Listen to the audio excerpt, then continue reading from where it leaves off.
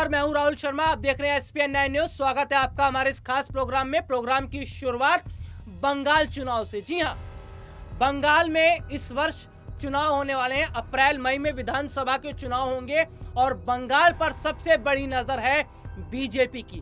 BJP ने अपने कद्दावर नेताओं को बंगाल के चुनावी मैदान में उतार दिया है। जेपी नड्डा हो, कैलाश विजयवर्गीय हो या फिर और अन्य नेता हो, सभी को उनका काम समझा दिया गया है कि चुनाव तो इस बार बंगाल का जीतना है। लेकिन क्या इस बार बंगाल चुनाव बीजेपी जीत पाएगी? बंगाल में टीएमसी को उखाड़ फेंकना इतना आसान नहीं होगा। ममता बनर्जी कितने सालों से सत्ता पर काबिज हैं। बंगाल में टीएमसी और बीजेपी, इन दोनों पार्टियों के बीच में कड़ा मुकाबला चल रहा है। बात की जाए तो टीएमसी की, ममता बनर्जी की, तो बंगाल की मुख्यमंत्री ममता बनर्जी हर तरह का नारा दे रही हैं। वोटरों को लुभाने के लिए नए नए तरीके के वायदे किए जा रहे हैं। चुनाव प्रचार किया जा रहा है, रैलियां की जा रही हैं, जनसभाएं की जा रही हैं। ममता बनर्जी का एक ही नारा है कि हमें यहाँ से, बंगाल से बीजेपी को खदेड़ना है। टीएमसी नेताओं की मैं बात करता हूं तो टीएमसी नेताओं ने कई बार इस बात का जिक्र भी किया है कि हम बंगाल को गुजरात नहीं बनने देंगे, हम बंगाल को बंगाल ही रखेंगे। बंगाल में जो चुनावी समीकरण है उसकी क्या स्थिति है, वोटर सबकी बार किसकी तरफ जाएंगे और क्या बीजेपी को फायदा होगा?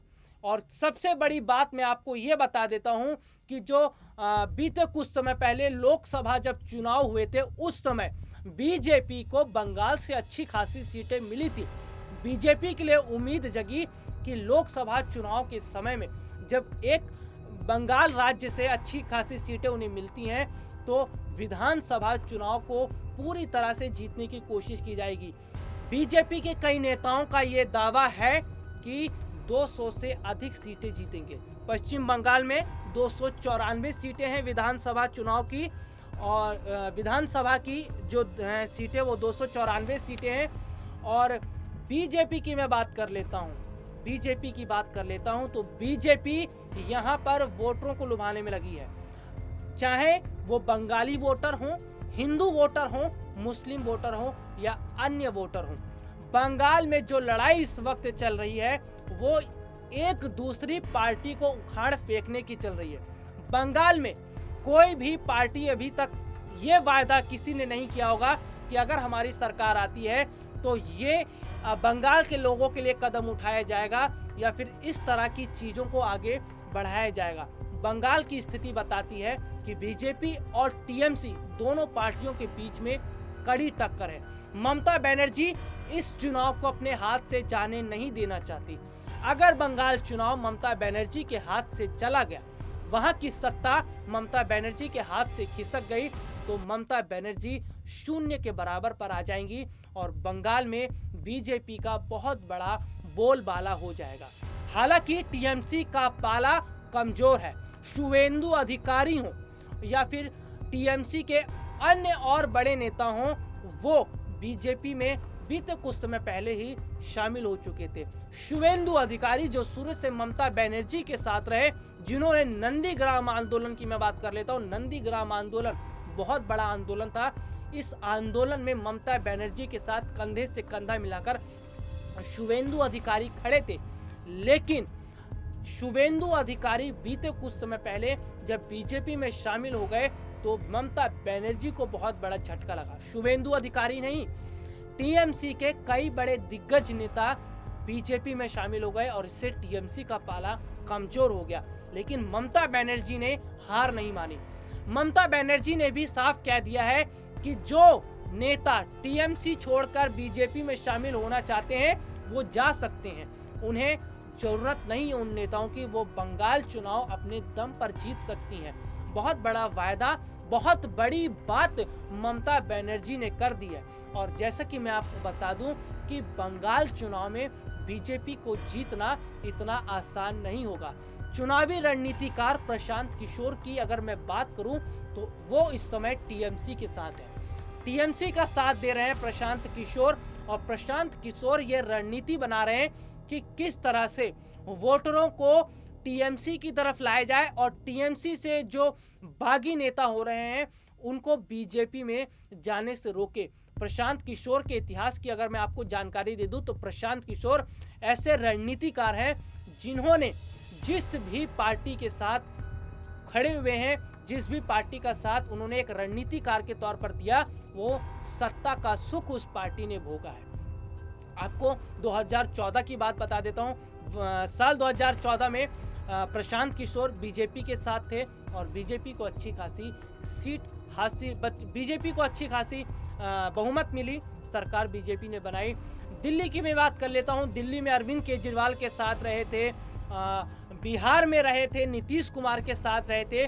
तो रणनीतिकार माने जाते हैं प्रशांत किशोर और उनकी रणनीति के अनुसार जो पार्टी काम करती है उसको बहुत बड़ा फायदा मिलता है।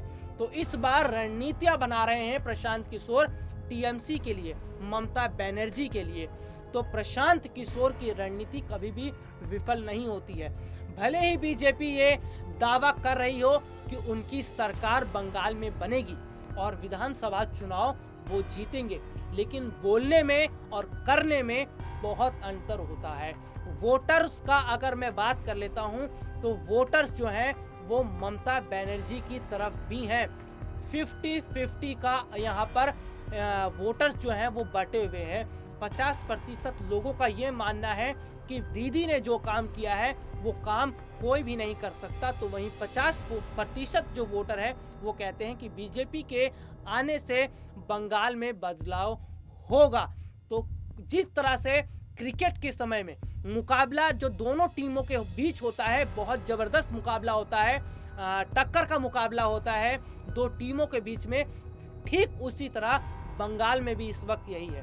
भले ही बंगाल में कांग्रेस अपनी सीटें उन्होंने बांट ली हों, लेफ्ट अपनी सीटों पर चुनाव लड़ रही हों, सीटों का समीकरण वहाँ देखने को मिल रहा है। बंगाल चुनाव में कई विपक्षी नेताओं ने एंट्री की है। असदुद्दीन ओवैसी अपनी ज़मीन तलाश रहे हैं वहाँ पर।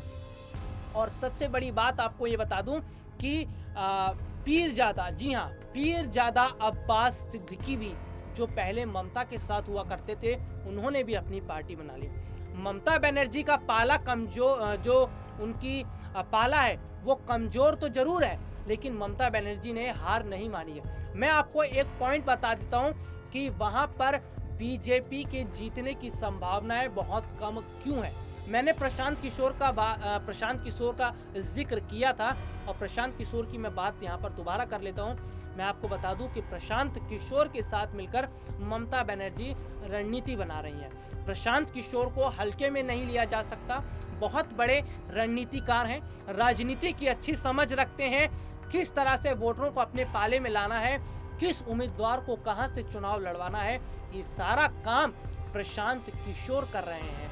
और प्रशांत किशोर की ये रणनीति बताती है कि बंगाल चुनाव में बीजेपी को इस बार फायदा नहीं मिल पाएगा। हालांकि अभी तो वोटर्स बटे हुए लग रहे हैं, किसकी स्थिति चुनाव में ज़्यादा अच्छी रहेगी ये तो समय बताएगा, लेकिन अभी जो स्थिति बनी हुई है और प्रशांत किशोर का ममता बनर्जी के साथ आना ये बताता है कि प्रशांत किशोर ने अब कमान कहीं ना कहीं थाम ली है और दीदी के साथ खड़े हुए नजर आ रहे हैं। बीजेपी के कद्दावर नेता कितनी वोटर्स जो हैं उनको अपने तरफ लाने में कोशिशें करते हैं। हालांकि मैं जेपी नड्डा की बात कर लेता हूं तो जेपी नड्डा बाकायदा रैलियां कर रहे हैं और किसानों को लेकर भी वो काम कर रहे हैं। किसान आंदोलन का देश में इस वक्त सबसे बड़ा जो मुद्दा चल रहा है वो किसान आंदोलन का है। किसान आंदोलन पर ममता बनर्जी ने भी कार्ड खेला है। ममता बनर्जी भी कह रही हैं कि जो 3 कृषि कानून बिल है उसको तो वो बंगाल में नहीं लागू करेंगी, बंगाल में लागू नहीं होगा। जेपी नड्डा व बीजेपी के अन्य नेता कहते हैं कि सरकार ने जो 3 कृषि कानून बिल लेकर आए हैं इसका फायदा किसानों को होगा, लेकिन यहाँ पर स्थिति देखने को मिल रही है कि 3 जो कृषि कानून बिल है इसको लेकर किसान खुश नहीं है और इसका फायदा विपक्षी पार्टियां आसानी से उठा रही हैं और उठाने भी वाली हैं।